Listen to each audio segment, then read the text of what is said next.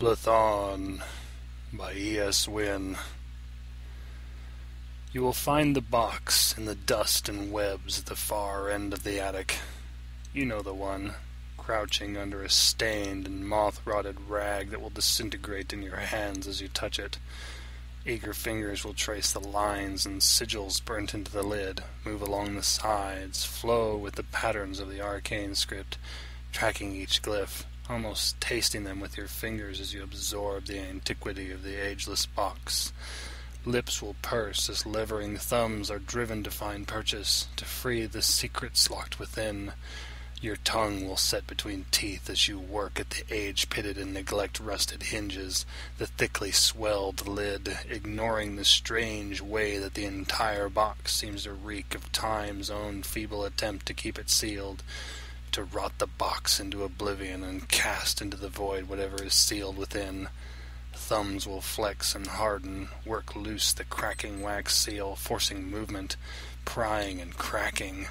All around you time will seem to slow, reality to tense, and then the final catch will give way, lid coming free, hinges shattering in a flash of crimson light.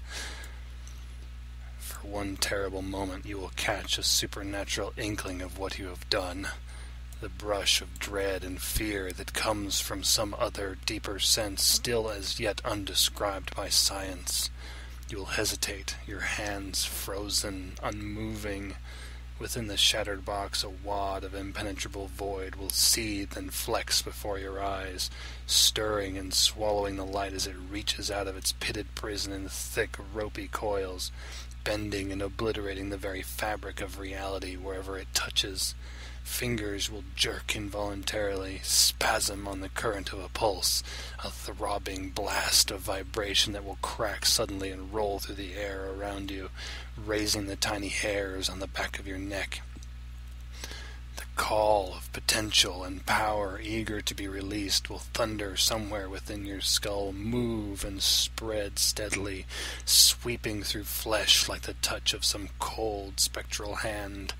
Electric chills will cascade across arms, charge the air with tingling bites that slice into nerves, spasm through fingers.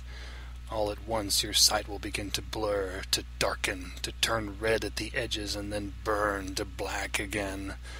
You will draw one last deep, gasping breath, fighting it, fighting the darkness, the blurring, the cold spreading outward from your chest, sowing its way viciously through your arms. All at once you will stand, try to put some distance between yourself and the box, the darkness, but even then you will not escape his grasp.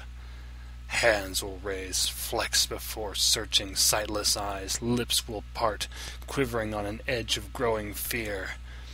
I cannot see, you will think, and the thought will drown as the tingling within you turns slowly to burning, a throbbing stitch of pain working its way through every limb, every vessel and vein in your body.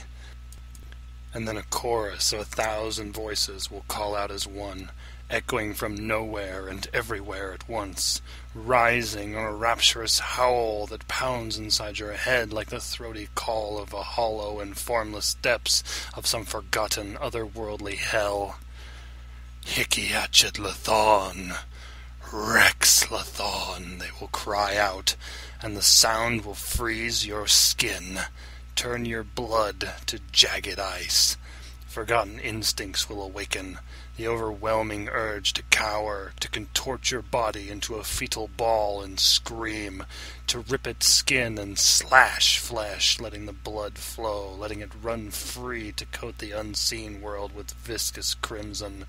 The chorus of voices will rise in a terrifying cry, almost screaming for the spill, clamoring for the sacrifice until a single voice rises above them like the embodiment of a moldering plague, a breath that rots flesh and turns bone to ash and sand. The words will have no sound, no meaning your ears can grasp, but to some forgotten part of your mind, some fragment of instinct passed on through untold aeons, the words will come as unignorable instructions, instructions whose execution only that darkened vestigial corner of a forgotten past will understand how to perform.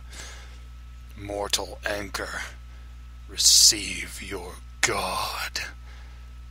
And then nothing.